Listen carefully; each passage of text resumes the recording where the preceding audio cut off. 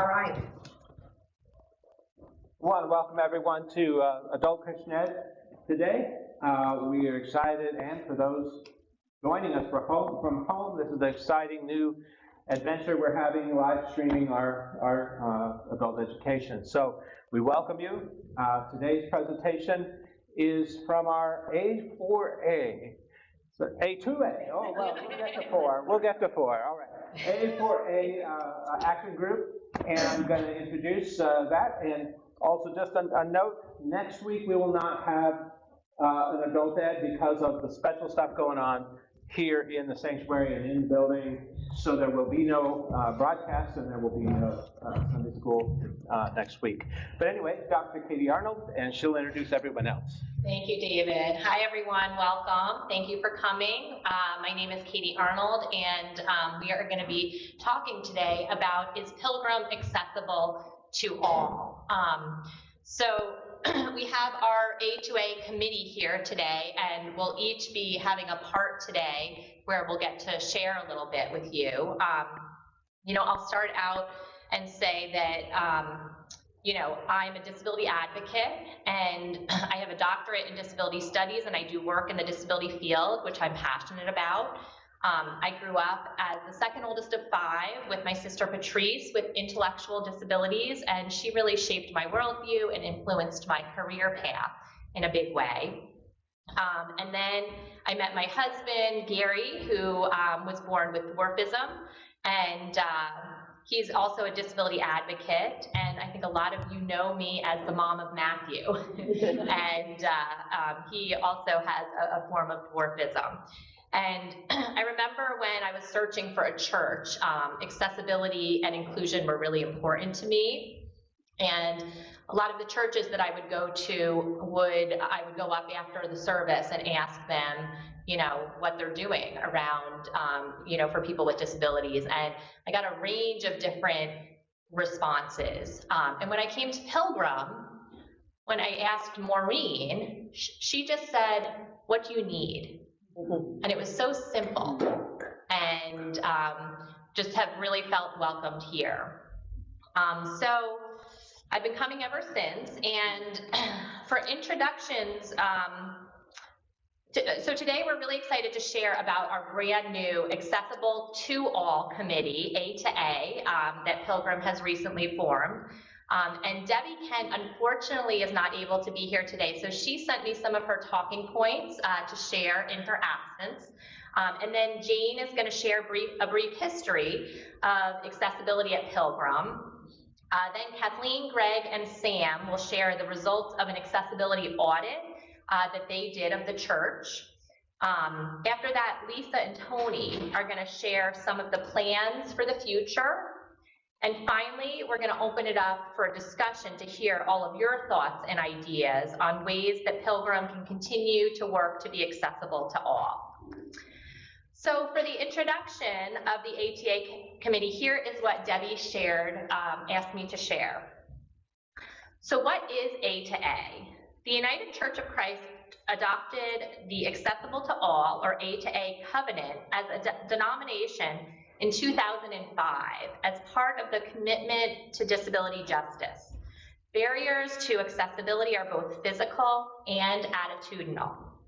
Disability justice intersects with the UCC's commitment to racial, economic, gender, sexual identity, just peace, and environmental justice. UCC members and congregations can work together to create a more just world for all.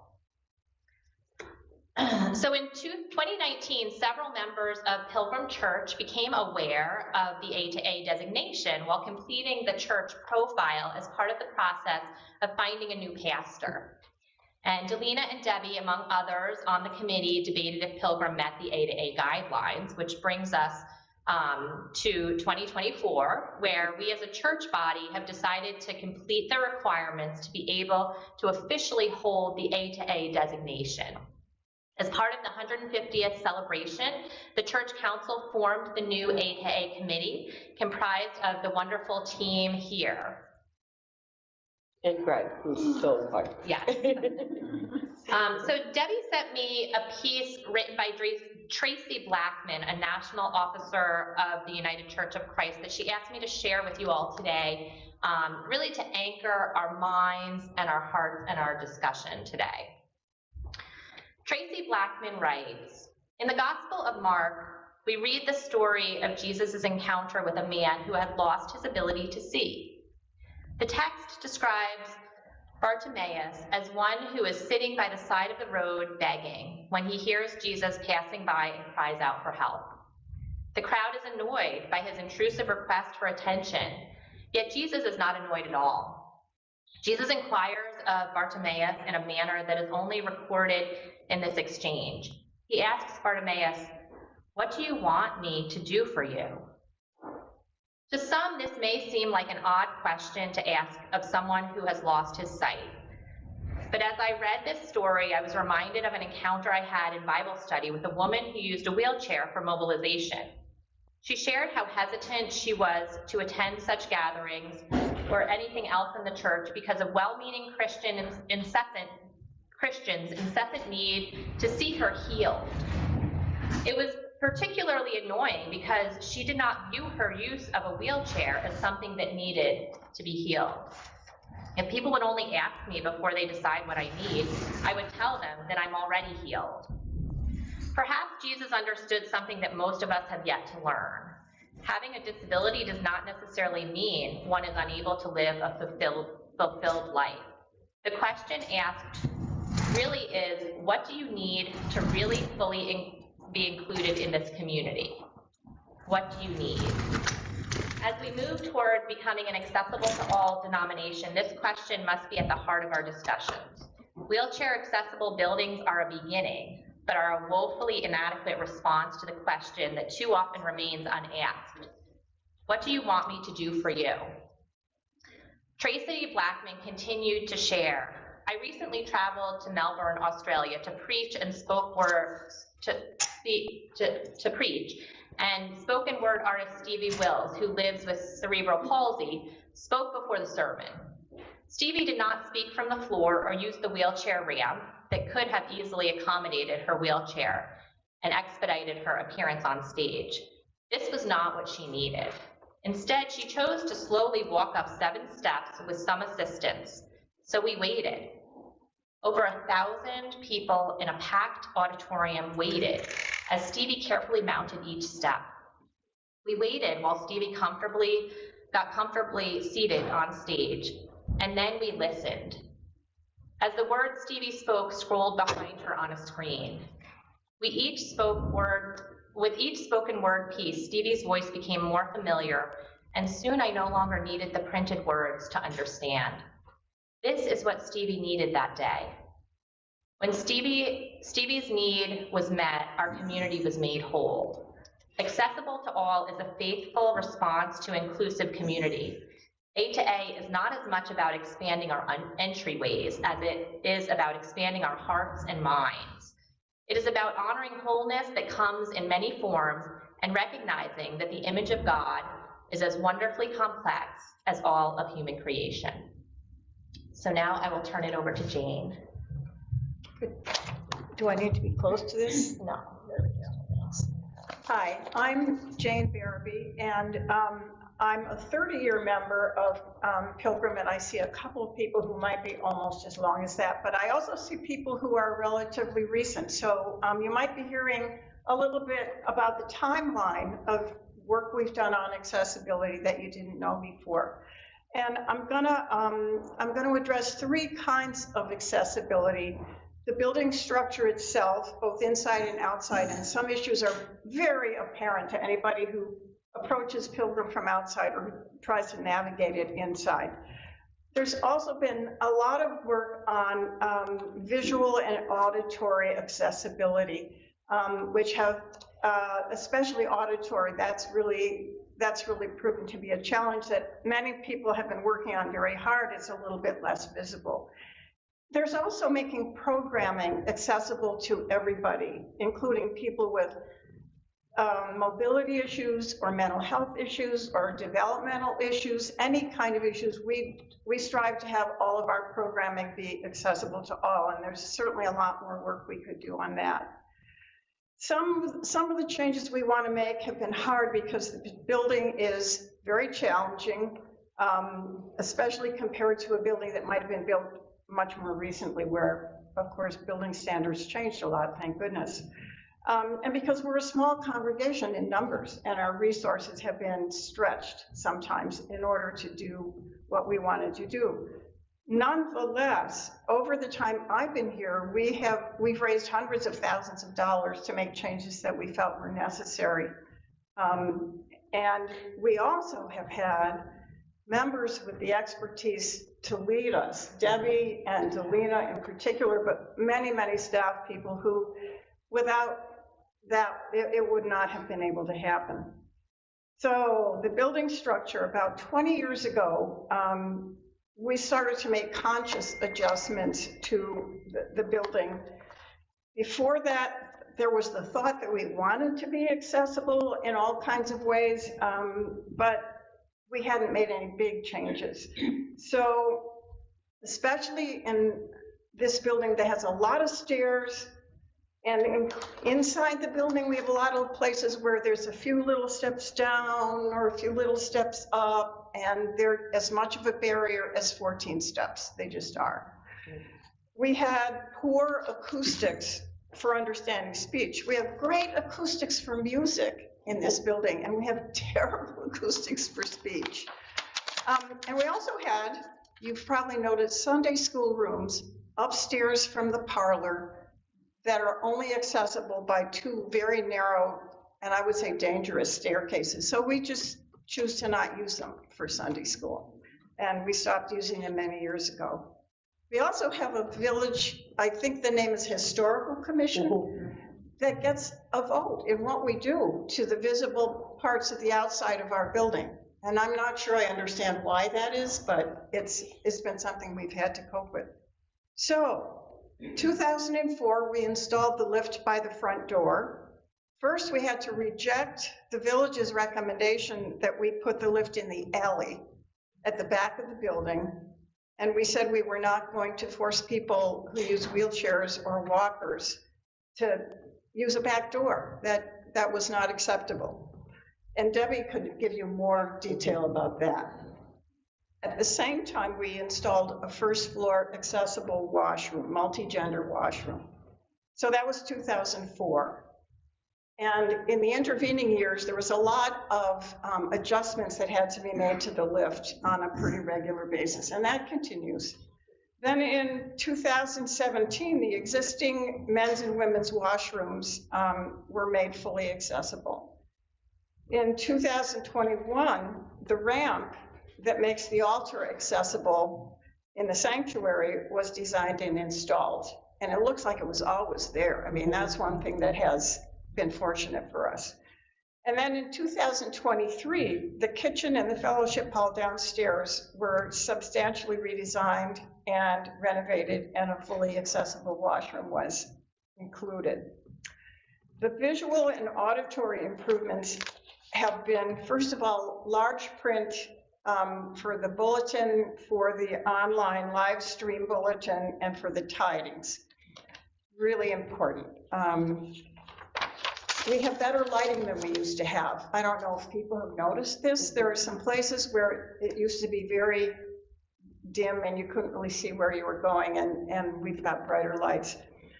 The sound system improvements and continuing attention to sound quality are similar to every church I've been in that's big.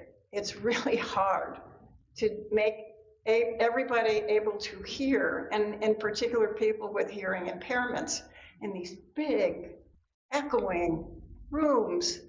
And so it's a continuing struggle, but it's not one that we'll give up on.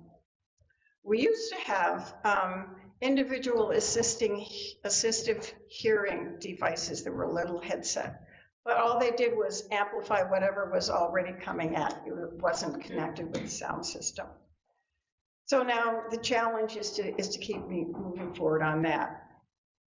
Third thing, on programming, Our child, our teen, our young adult, and our adult program has always tried to be inclusive, meaning two things. And I love the way you put it, Katie, that the way Maureen said, what do you need? I mean, that's what you do. There's no separate programming based on ability status. And I will tell you, I grew up in a big church that had separate worship services for children with developmental disabilities. And I was part of the children's choir that, you know, would sing for them. And I always thought, what? But that's how things were done back then. That is how things are still done in some big churches. At the same time, our staff and volunteers try to take each participant's needs into account.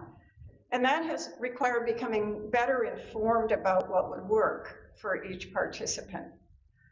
Adults and youth with disabilities also contribute greatly to our church-wide activities, including worship, music, leadership, donuts, service projects, ministries, and on. You can probably think of more.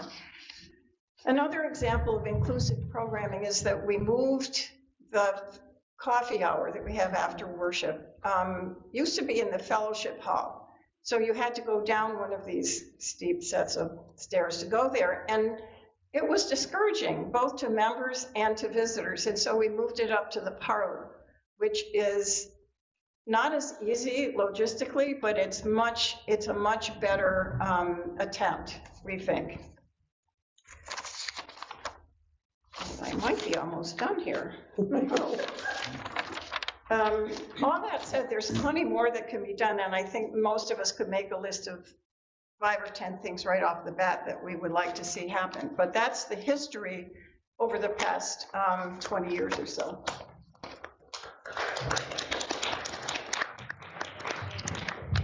Kathleen will share the audit. Yeah. So Greg and Sam and I did the audit. A little too close. So what that was is UCC sent a list, you know, just a checklist. Do you do this or not? It was very clear. We either did it or we didn't. The good news is, the really good news is we are 2/3 of the way there already. So we hit yes on 2/3 of the questions.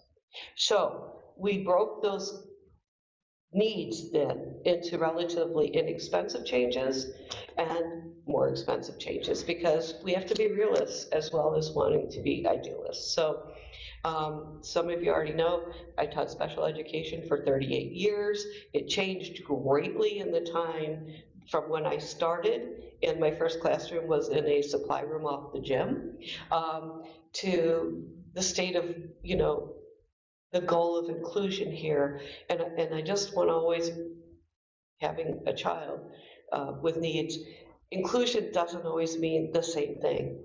So that's where I really love when we're saying, you know, what does each person need? We're trying to anticipate. So some of the things you're going to see soon will be additional signage. We are coming up with something for the webpage that basically says, here's the things we already offer, here's who you can contact, and if you need something not on this list, please reach out. We're going to have a sign somewhere by the usher area that also lists some of the things that we can help people with.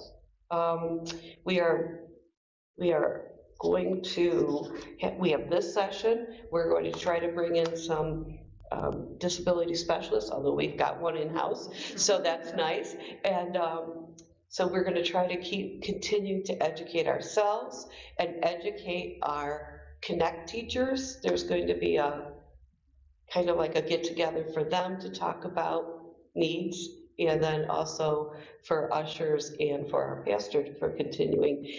Our pastor, I will say, he is already doing lots of continuing ed and is very sensitive to our issues here. We are going to let people know that that area in back, it's already used this way. We're going to let people know that the rocking chairs are there for people who need that kind of either the cushion because they've got back issues, or they need to rock during the service, or they need to pace during the service. So we're going to let that become, it's already there, we're just going to formalize it. Let's see. We are going to redo, there's several places that need redone on brightly colored strips. That's an easy peasy thing. And increase some of the signage to the list. We're going to think about having someone preview the hymns before we sing. That's greatly helpful for people who don't read music or don't read. So also, we're going to try to teach the congregation just a little bit of prayer and worship sign, so that, again, you might say, well, we don't have anyone here in our congregation that has significant hearing impairment and uses sign, but we might one day. And it's also, I think it's a beautiful, for me, I'm a very kinesthetic person, so it really enhances my worship experience. Now, more, we have a door that, are we short on time, David, or? I thought he had a question. Oh, okay. We have a door downstairs that's metal and sticks.